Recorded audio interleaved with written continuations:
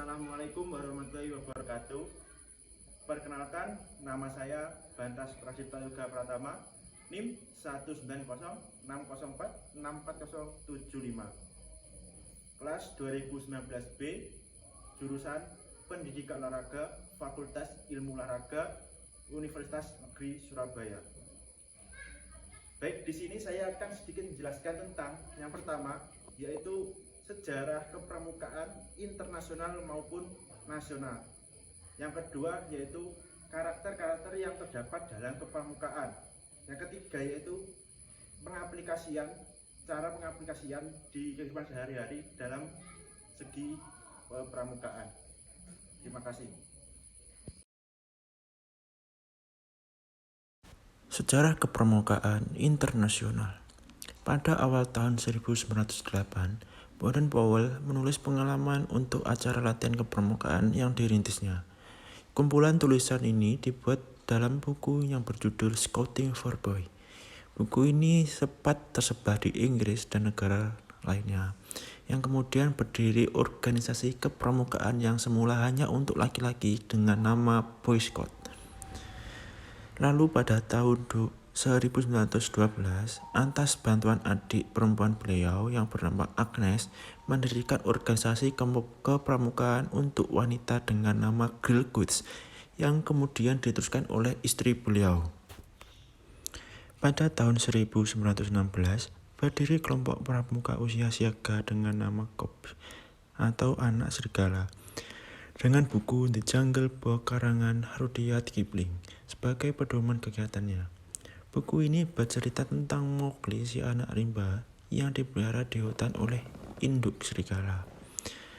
Pada tahun 1918, beliau membentuk Rover Scout bagi mereka yang berusia 17 tahun. Tahun 1922, beliau menerbitkan buku Rovering to Success atau Mengembara Menuju Bahagia. Buku ini menggambarkan seorang pemuda yang harus mengayuh sampannya menuju ke pantai bahagia. Lalu pada tahun 1920 diselenggarakan Jambore Dunia yang pertama di Olympia Hall, London.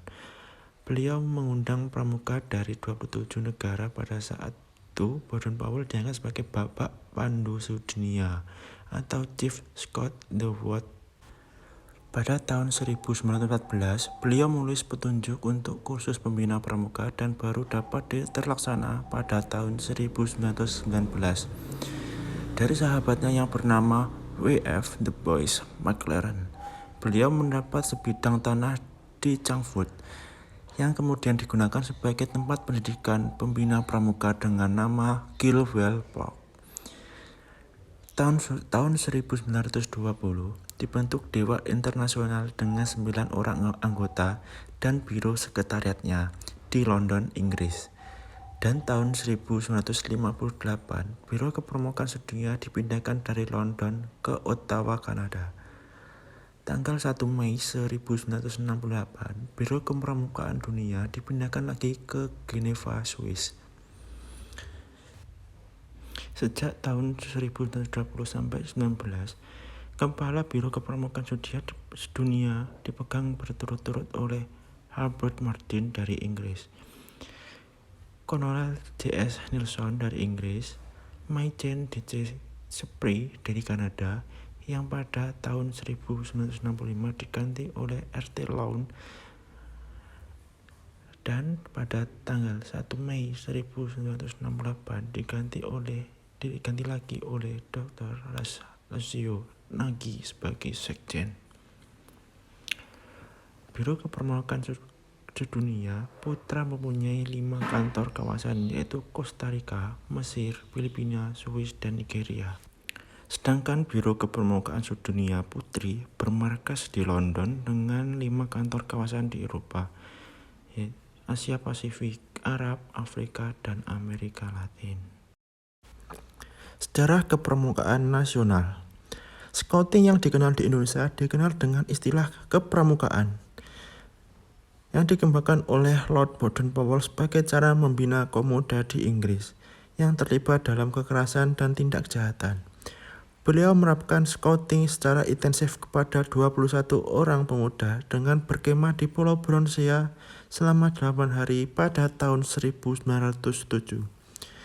Pengalaman keberhasilan Baden-Powell sebelum dan sesudah berkemah di Bronsia ditulis dalam buku yang berjudul Scouting for Boy. Melalui buku Scouting for Boy itulah kepanduan berkembang termasuk di Indonesia. Pada kurun waktu tahun 1950 sampai 1960, organisasi kepanduan tumbuh semakin banyak jumlah dan ragamnya. Bahkan diantaranya merupakan organisasi kepanduan yang berinflasi pada partai politik. Tentunya hal itu menyalahi prinsip dasar dan metode pepanduan. Keberadaan kepanduan seperti ini dinilai tidak efektif dan tidak dapat mengimbangi perkembangan zaman, serta kurang bermanfaat dalam mendukung pembangunan bangsa dan pembangunan generasi muda yang melestarikan persatuan dan kesatuan bangsa. Memperhatikan keadaan yang demikian itu, dan atas dorongan para tokoh kepaduan saat itu, serta bertolak dengan ketetapan MPRS nomor 2 tahun 1960, Presiden Soekarno selalu mendataris MPRS pada tanggal 9 Maret 1961. Memberikan amanat kepada pimpinan Pandu di Istana Merdeka. Beliau merasa berkewajiban melaksanakan amanat MPRS untuk lebih mengefektifkan organisasi kepanduan sebagai satu komponen bangsa yang potensial dalam pembangunan bangsa dan negara. Oleh karena itu, beliau menyatakan pembubaran organisasi kepanduan di Indonesia dan melabuhnya ke dalam suatu organisasi gerakan pendidikan kepanduan yang tunggal bernama Gerakan Pramuka, yang diberi tugas melaksanakan pendidikan kepanduan pada anak-anak dan pemuda di Indonesia. Gerakan Pramuka dengan lambang tunas kelapa dibentuk dengan keputusan Presiden Republik Indonesia nomor 238 tahun 1961 tanggal 20 Mei tahun 1961.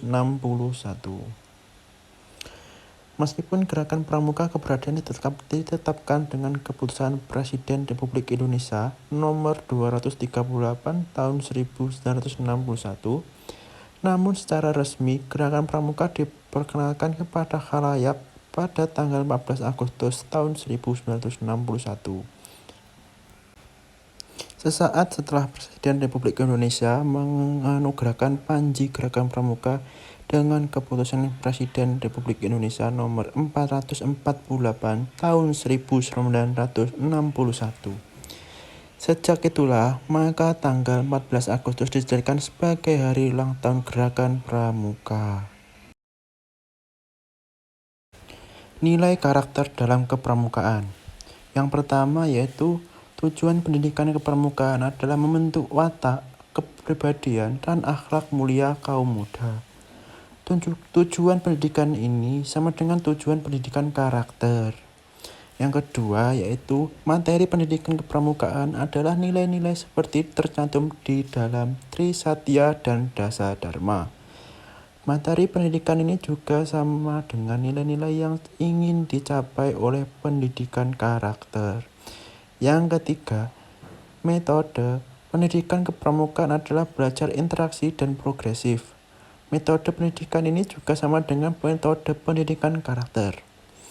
Yang keempat yaitu proses pendidikan kepramukaan dibedakan atas 4, yakni learning to know, learning to do, learning to live together, dan learning to be, yang juga sama dengan proses pendidikan karakter, yakni knowing the good, loving the good, and doing the good. Pengaplikasian pramuka dalam aktivitas di luar kelas. Yang pertama, olah pikir. Pramuka menyebabkan atau membuat anak menjadi cerdas, kritis, kreatif, inovatif, rasa ingin tahu, produktif, orientasi iptek, dan reflektif. Yang kedua, olah hati, yaitu beriman, bertakwa, berbudi luhur, berjiwa patriotik, taat aturan, tertib, teladan, empati, dan jujur. Yang ketiga, olahraga, yang membuat anak menjadi bersih, sehat, sportif, tangguh, handal, daya tahan, bersahabat, kooperatif, determinatif, kompetitif, ceria, dan gigih. Yang keempat, olah rasa, yaitu membuat anak menjadi saling menghargai, gotong royong, kebersamaan, ramah, toleran, nasionalis, peduli, kosmopolit, kepentingan umum, dan cinta tanah air. Demikian video yang telah saya buat. Ada kurang lebihnya saya mohon maaf. Saya akhiri. Wassalamualaikum warahmatullahi wabarakatuh.